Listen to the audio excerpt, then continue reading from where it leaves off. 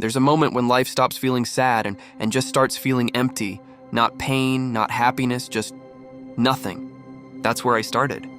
And maybe that's where you are too. For a long time, I told myself I'd change. When things got better, when I felt ready, when life gave me a reason. But the truth is, change doesn't ask if you're ready. It just waits until you get tired of your own excuses. I didn't wake up one day motivated. I woke up disgusted with my own comfort. Self-improvement isn't pretty. It's not waking up at 5 a.m. It's dragging yourself out of bed at noon and still trying. It's failing again and again, but failing a little better each time. Most people want results. I just wanted silence from the noise inside my own head. No one talks about how lonely this gets. When you start focusing on yourself, people disappear. When you stop chasing approval, conversations dry up. But that's the price of building something real, even if it's just peace. You won't notice it at first, but the quiet starts to feel like freedom. Improvement isn't about becoming someone new. It's about forgiving the person you used to be, about understanding that growth and pain are the same language, just spoken at different volumes. You don't fix your life overnight, you just stop running from it, one day at a time. If you're still here, maybe you needed to hear this. You're not lazy, you're not broken, you're just tired of being someone you don't believe in. So start small. One habit, one moment, one decision. That's how peace begins.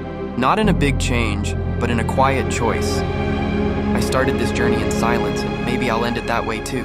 But somewhere between who I was and who I'm becoming, I finally started to feel alive again. And maybe that's the point.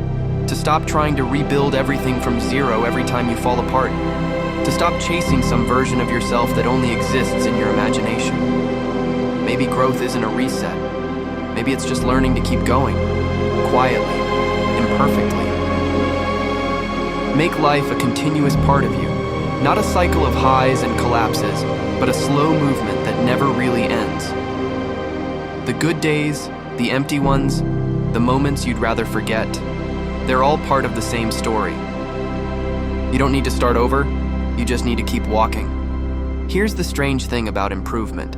The more you change, the more you realize how little control you ever had. It's a paradox. You fight to rebuild yourself, only to find that who you're becoming isn't someone new.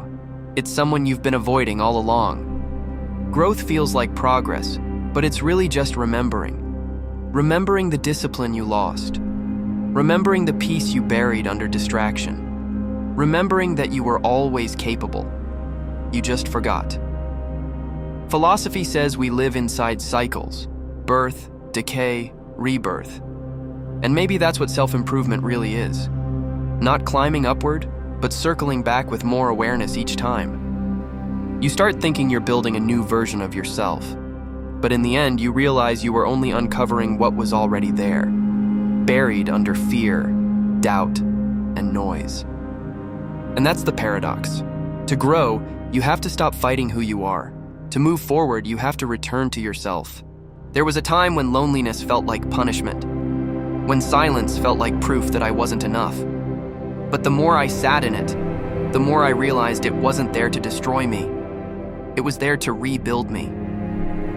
Every empty night, every thought that tore me apart, it all became fuel. I stopped wishing the pain would disappear. I started using it. I used the rejection to sharpen my focus. I used the sadness to teach me patience. I used the loneliness to understand that validation means nothing if you have to beg for it. Some people need support to move. I needed the silence to prove I could. When they doubted me, it hurt. But the truth is, I needed that. I needed to be underestimated. I needed to feel invisible, so that when I finally changed, I knew I was doing it for myself, not for applause. Pain didn't disappear. I just learned how to carry it differently. Every scar became direction, every loss a kind of proof that I could fall and still not quit. Now I understand self-improvement isn't a war, it's surrender, not to weakness but to truth. The truth that life doesn't wait for you to heal, that people won't always notice when you do, and that's okay, because growth was never meant to be seen. It was meant to be lived.